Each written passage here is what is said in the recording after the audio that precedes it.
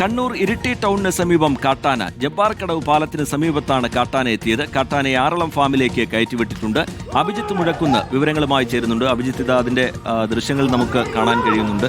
വിവരങ്ങൾ എന്താണ് അഭിജിത്ത്?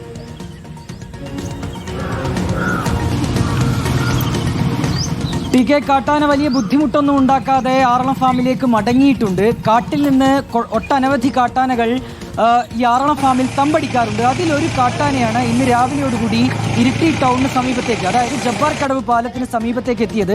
അത് ഏറെ നേരം പുഴയിലും വയലിലുമൊക്കെ നിലയുറപ്പിക്കുകയും ചെയ്തു. അതിൻ്റെ ദൃശ്യങ്ങളാണ് നമ്മളിപ്പോൾ കാണുന്നത്. പ്രധാനപ്പെട്ട പ്രശ്നം ഇത് കടന്നു പോകുന്നത് പായം സ്കൂളിന് മുൻപിലൂടെയാണ്.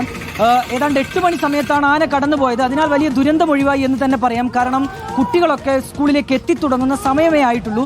അതിനാൽ വലിയ പ്രശ്നങ്ങളൊന്നും ഉണ്ടായില്ല. എന്നാൽ വലിയ ആശങ്ക നാട്ടുകാരെ സംബന്ധിച്ചുണ്ട്. കാരണം ഈ ആന സ്കൂൾ കുട്ടികളൊക്കെ പോകുന്ന സമയത്താണ് അതുവഴി പോയത് എങ്കിൽ അതൊരു ദുരന്തത്തിലേക്കൊക്കെ എത്തിയേനെ എന്നുള്ളതാണ് നാട്ടുകാരുടെ പ്രധാനപ്പെട്ട പരാതി. അതിന് കൃത്യമായൊരു ഇടപെടൽ വേണം എന്നുള്ള കാര്യം കൂടി നാട്ടുകാർ മുന്നോട്ട് വയ്ക്കുന്നുണ്ട്. ഇന്നിപ്പോൾ നാട്ടുകാരും ഒപ്പം തന്നെ വനംവകുപ്പ് ഉദ്യോഗസ്ഥരൊക്കെ അവിടെ എത്തിയിരുന്നു. അതിനിടയിൽ ആന തിരികെ ആറളം ഫാമിലേക്ക് മടങ്ങുകയും ചെയ്തിട്ടുണ്ട്. ശരി, അഭിജിത്ത് മുഴക്കുന്ന് വിശദാംശങ്ങൾ പങ്കുവയ്ക്കുകയായിരുന്നു കണ്ണൂരിൽ നിന്ന്.